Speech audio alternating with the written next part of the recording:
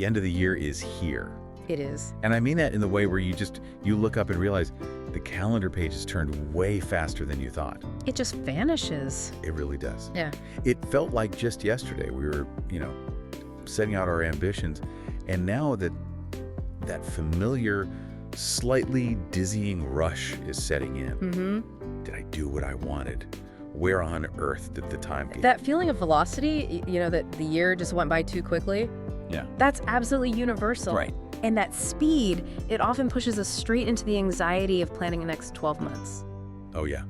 The blank slate. The blank slate. You look at a new year, and the whole process of, organizing your life, setting your intentions, it can just feel massive. Overwhelming, and maybe even a little stressful. It does. I mean, planning the next year, setting goals, it sounds big, maybe a little difficult, right? Mm-hmm. So if you, the listener, often start the new year with all this enthusiasm, only to find that your plans get kind of messy, or you feel totally disorganized by March. Which happens to so many of us. Happens to me every year. Then this deep dive is specifically tailored for you. We have looked at a set of sources detailing a really simple, structured, 5-step method for planning your year ahead. And it's really designed for people who, secretly hate planning. That's me. Our mission today is to just cut through that planning paralysis. Mm. We want to provide a structured step-by-step methodology. Okay. We are extracting the exact steps to help you avoid the most common traps. Which are Overcommitment and under preparation. a classic combo. It is.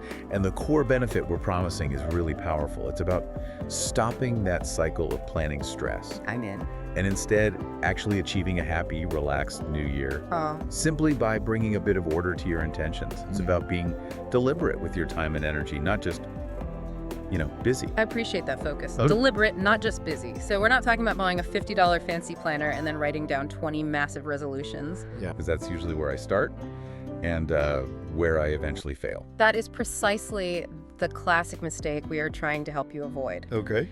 That approach leads directly to burnout. We need a totally different starting point. Okay, let's unpack this then. Because the secret to successfully planning the future, according to our sources, actually starts in the past. It does. We have to look back before we can possibly look forward with any clarity. So let's jump into section 1, the foundation, reflection, and defining value. Let's do it. This first step is, it's immediately counterintuitive, isn't it? It really is. When we think about planning for the new year, we think new beginnings, Or emotion. forward motion, setting targets. But the source material insists the very first essential step is something called reflection. Why the mandatory pause to look backwards? Because it is the foundational step. I would argue it's the most important one for any kind of long-term success. Golly. Yeah. Reflection, as the source describes it, it's like looking in a mirror, but with a very specific instruction. You are not examining what you failed to do. You're looking at the year that's finishing, but through a strictly positive lens. That's the hard part, isn't it? It can be. If the goal is stress-free planning, forcing yourself to look back often brings up all the disappointments. So how do you, the listener, truly do that? How do you strictly ask what was good and ignore that, looming shadow of things you didn't do? Well, that's where the power of this specific method lies. The purpose here isn't to conduct some sort of annual performance review of your failures. Right.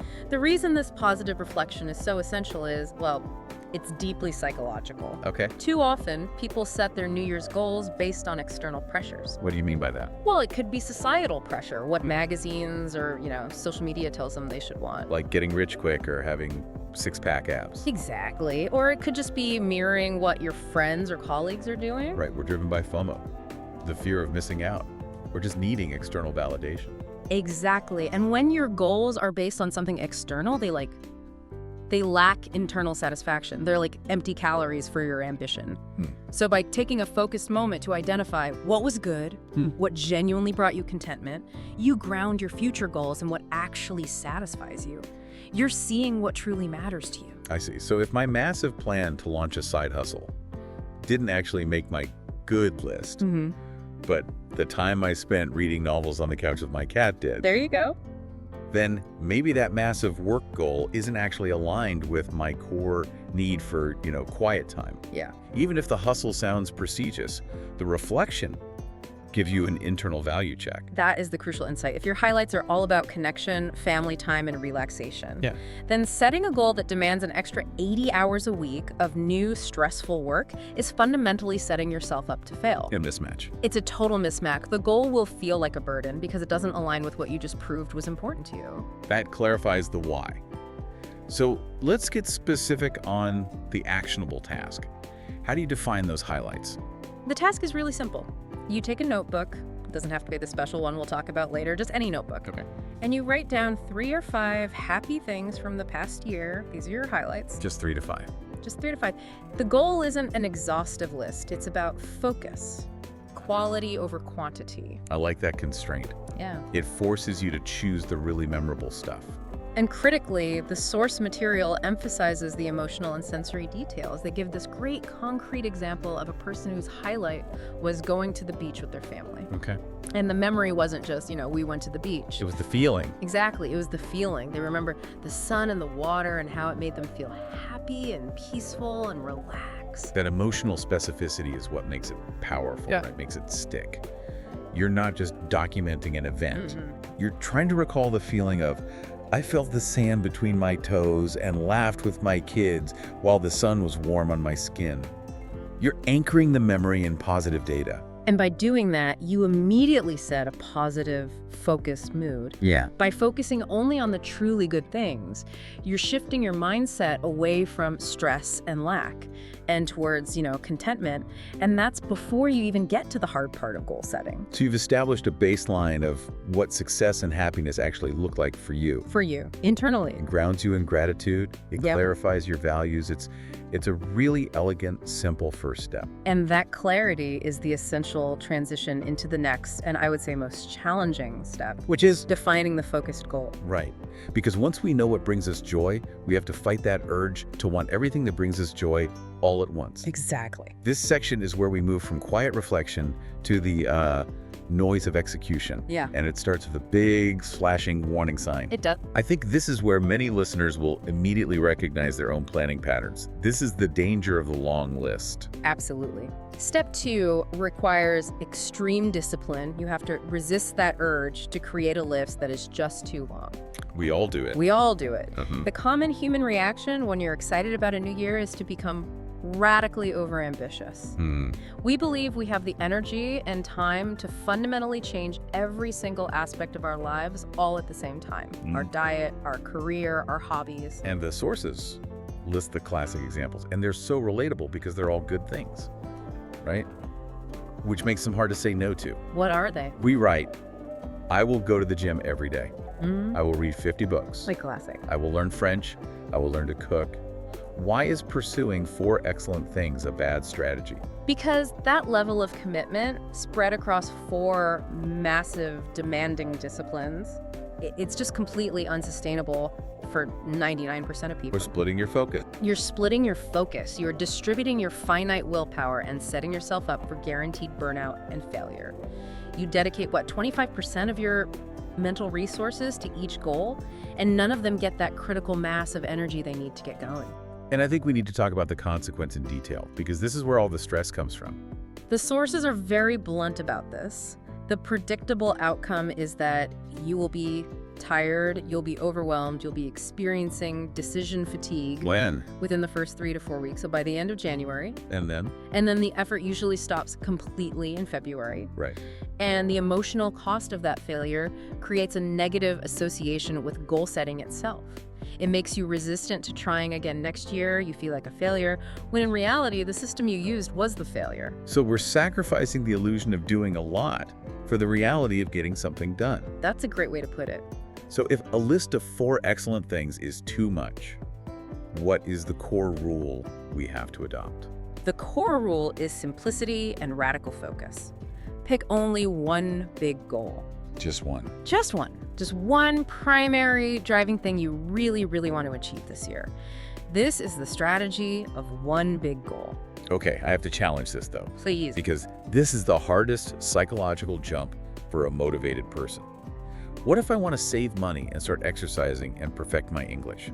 All 3 feel equally important. How does forcing one choice actually work? That forced, singular choice is the mechanism that filters your priorities. If you can't decide between saving money and improving health, that means you haven't truly internalized which one is most vital for your long-term happiness, the happiness you just defined in the reflection step. It forces us to ask, out of all the great things I want, which one truly rules them all? Exactly, and that singular focus acts as an immediate, non-negotiable filter for your time and energy all year. If you have 10 goals, you dedicate 10% of your energy to each. And nothing gets done. Nothing gets done well. If you have one big prioritized goal, you dedicate 100% of your primary focus to it. And that concentration leads to dramatically better results. So what's an example of a good big goal? The Source uses health as a fantastic, tangible goal, and it's framed very specifically as, I want to be stronger. I like that. I want to be stronger is a great destination. But Yeah. even that, if you just leave it alone, can feel overwhelming. It can. If I only write down strength in big letters, I still might stop in February if I don't have a map, you know? Yeah. We need the path. That leads directly to the third critical part of this step, breaking down the goal with small steps. Okay. A big goal is intimidating because it's a massive, distant destination. It needs to be replaced by small, actionable steps. This is what makes the whole thing not scary. It replaces that big, scary aspiration with a manageable daily or weekly habit. Can you define that difference for the listener between the goal and the habit? Think of it this way. The goal is the destination. For example, stronger health. The habit is the vehicle that gets you there. It's the action you take over and over. Right. The mistake people make is focusing only on the distant destination, which requires this huge amount of effort. The successful strategy is to focus on the tiny vehicle, the small action, which requires almost no daily willpower. So, for the practical example provided, if the big goal is health, what's the ideal small step? What's the vehicle? The ideal small step is a simple, repeatable habit. Walk for 20 minutes every day. That's it. That's it. And why is this step perfect? Because it's not intimidating. It requires almost no preparation, no special equipment, no gym membership, no changing clothes. It's all about consistency. Consistency beats intensity every single time. And this is where we're basically applying the principles of effective planning, even if we don't use jargon like SMART goals. A 20-minute walk is specific, measurable, and actionable. Precisely. And the Source includes this really fascinating little piece of nuance here. The host in the original conversation suggests, well, I can walk to the coffee shop. But the expert quickly corrects them and says, well, maybe walk to the park, not the coffee shop. That small detail is a huge insight into habit formation, isn't it? It is. Why is walking to the park fundamentally different from walking to the coffee shop? Because walking to the coffee shop introduces a secondary, potentially counterproductive habit. Like buying coffee? Or a pastry. You're consuming hidden calories or sugar. It complicates the goal of pure health and strength.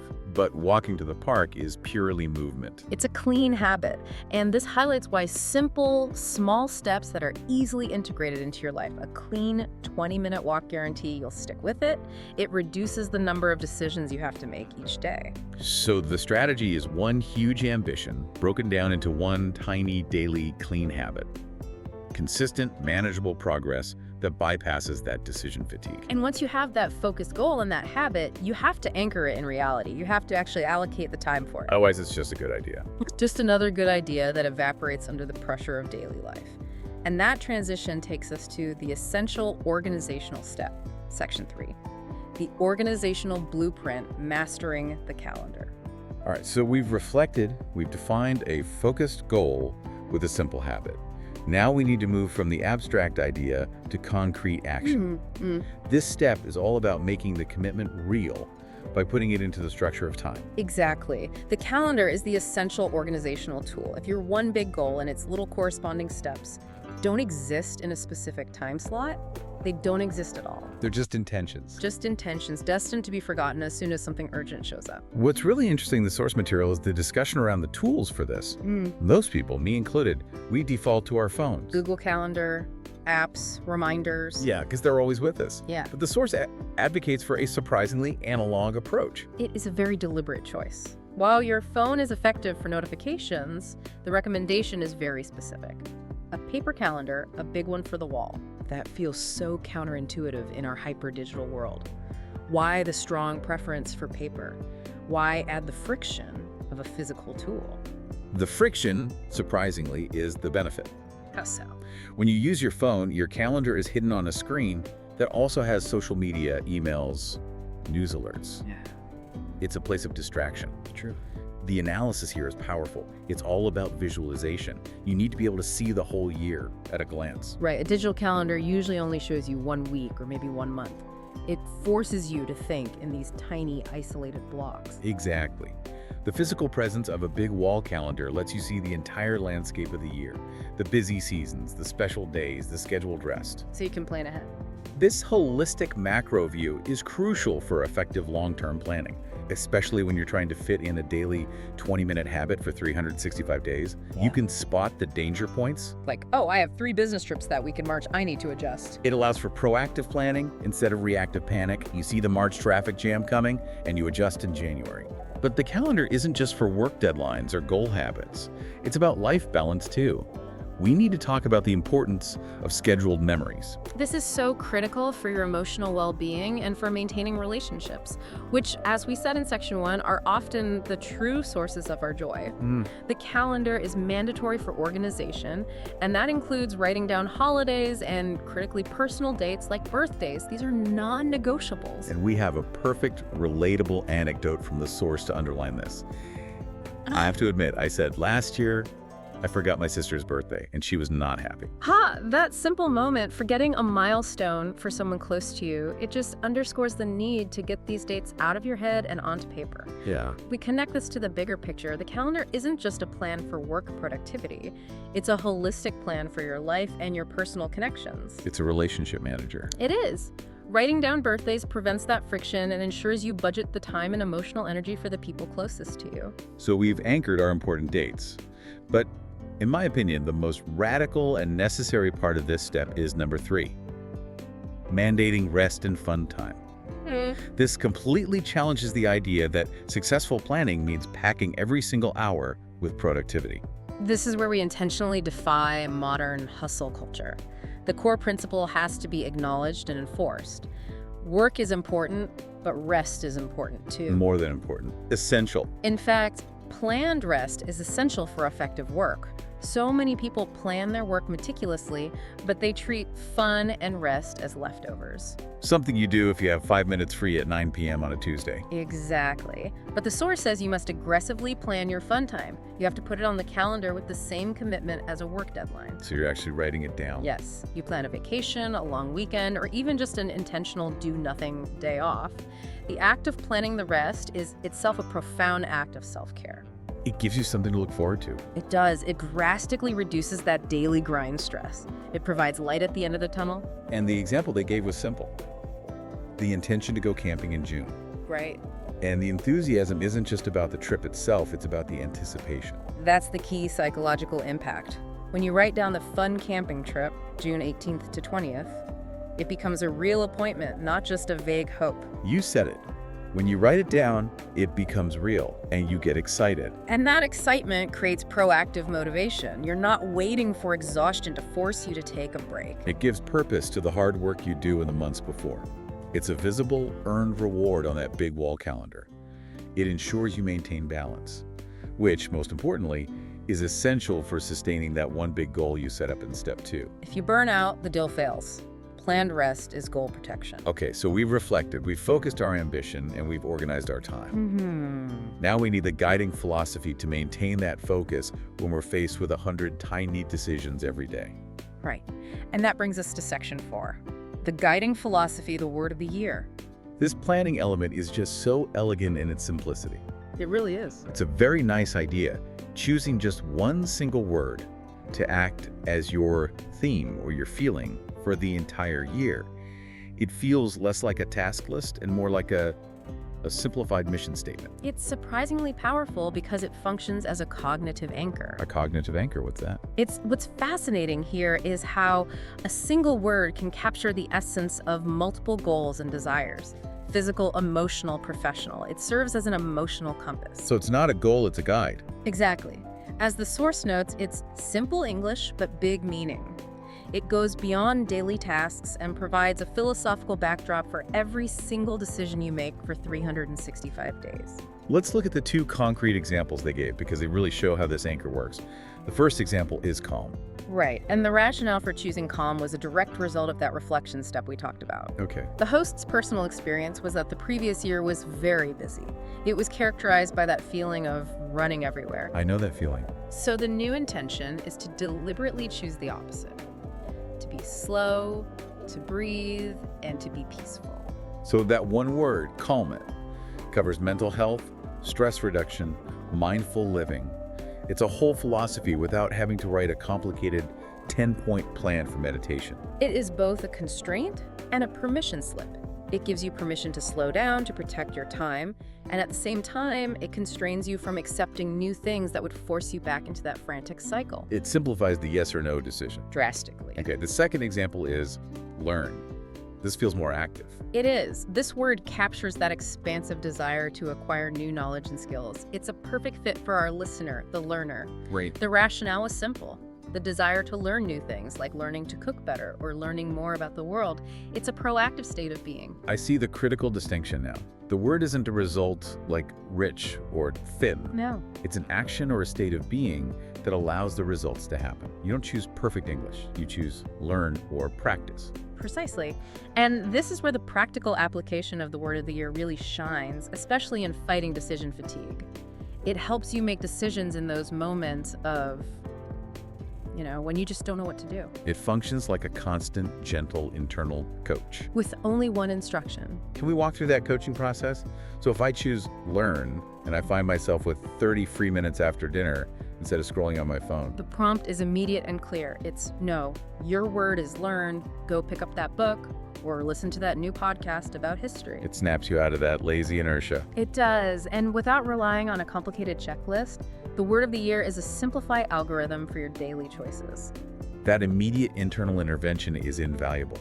Decision-making takes so much energy. It does. So if a new opportunity comes up, say a friend asks you to organize a massive charity event, you filter it through your word. Does this high-stress commitment align with calm? If not, you decline. It creates powerful, simplified boundaries. If your goal is focused health and your word is discipline, that word helps you decide at the grocery store. It helps you decide whether to skip that 20-minute walk. It's a unifying philosophy that protects your focused ambition. Simple English, big meaning, and zero decision fatigue. Exactly. Now that we have the philosophy, let's look at how to apply these principles to a specific, detailed scenario. Which leads us to section 5, specific application and the power of tools. We're going to use the example of improving a specific skill, English learning, which was detailed in the source material, to really illustrate how these planning principles work in a real-world, measurable way. And this section absolutely underscores the importance of specificity and realism. It directly counters that initial mistake of aiming for perfection. Right. When you're planning to learn a skill, you have to avoid the goal of perfection because, as the source rightly says, perfection is very hard and it takes a long time. It's just another version of that overwhelming, unsustainable long list. Oh, is it? So perfection is a great word for a goal, but a terrible word for a habit. It gives you no clear action. So we swing back hard to the rule of simple, actionable habits. What are the specific, manageable, non-scary commitments they provided for learning a skill? They are tiny, measurable, and easily scheduled. First, I will listen to a podcast every Tuesday. Okay, doable. Second, I will learn 5 new words every week.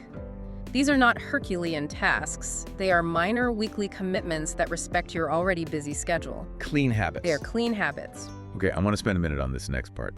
The calculation, or the aha moment. This is where we show the exponential power of small, consistent effort.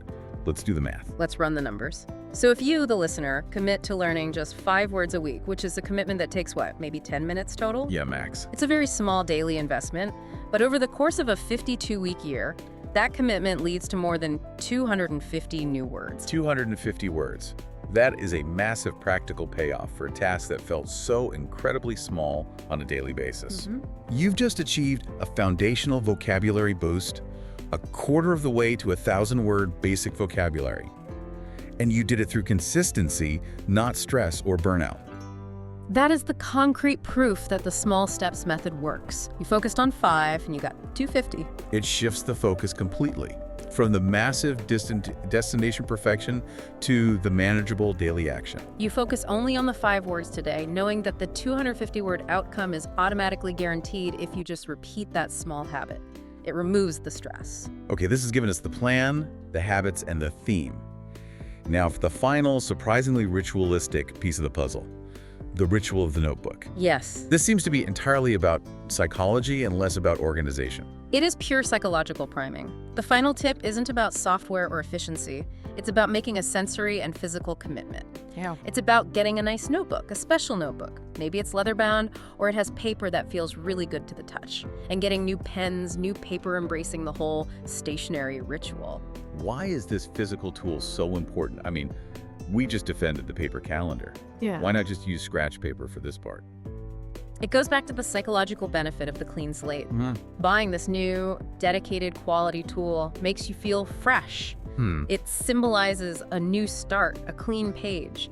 It creates a sense of occasion and importance around your planning process. You're signaling to your brain that this year, this plan, it's special. It's worth dedicated aesthetic resources. It elevates the task. It transforms the planning from a temporary chore into an engaging, thoughtful ritual. It does. The source encourages the listener to really engage with the notebook itself, to write the year-like 2025 plan on the first page, and to use all the colors to make it beautiful. And that ritual of using colors, of making the plan aesthetically pleasing, is so important because it engages the creative side of your brain, not just the logical, task-oriented side. The source mentions blue as a favorite color, which often symbolizes calm, trust, and clarity. By investing this simple effort into the physical artifact of your plan, you increase your emotional attachment to it. You make it valuable. And when you value the planning tool, you're much more likely to return to it and actually stick with the plan. It's not a dry administrative chore anymore. It's a joyful, creative act of designing your future. It's the difference between planning and declaring. When you write it down beautifully, you are declaring the intention to the world and to yourself. This has been a deeply refreshing deep dive into stress-free goal setting. We've managed to take this huge, intimidating idea of planning a whole year and distill it into 5 surprisingly simple, interconnected steps. All designed for longevity and happiness. We started with the essential step of reflection, looking only at the good things of the past to define what truly brings you value and joy. We then implemented the essential strategy of focus, picking only one big goal and breaking it down into one small, clean, manageable habit, like that daily 20-minute walk. Next, we mastered the calendar, arguing for the power of that analog visualization to anchor our plan in reality, making sure we write down not just deadlines, but birthdays and critically essential fun time. Then we armed ourselves with a powerful guiding philosophy, the word of the year, to act as a simplified internal coach and decision filter, helping us choose between distraction and purpose. And finally, we saw the exponential return of simple habits through that aha moment calculation. 5 words a week equals 250 plus in a year. And we cemented our commitment by embracing the ritual of the notebook to signal a fresh, beautiful start. The ultimate benefit here, as we synthesize from the source material, is simple yet profound. Planning is good for the brain. I don't believe that. Writing things down, putting things into a structure, and committing to small steps keeps the head quiet. It allows you to relax and stop that ceaseless internal chatter that generates so much stress. The structured plan ensures a happy, relaxed new year. Build on manageable, consistent steps. We truly believe this framework is going to give you the clearest year yet. And we are so glad we could share this structure with you. But we can't leave you without a final challenge, something to engage with immediately, using the most powerful, simplifying tool we discussed today. Since the word of the year is such a powerful cognitive anchor for simplifying decisions and filtering out distractions, we leave you with this final thought that requires immediate action. If you had to commit to that single guiding theme right now, before you even buy your special notebook, what is the word that you need to carry you forward? Think about your reflections from the past year. Think about your one big goal. Is it happy? Is it focus? Is it build? Is it generous? Is it brave? What will be your single powerful theme for the year ahead? The word that stops the confusion and guides your choices from this moment forward. Go declare your word. Happy planning, everyone. We'll catch you on the next deep dive.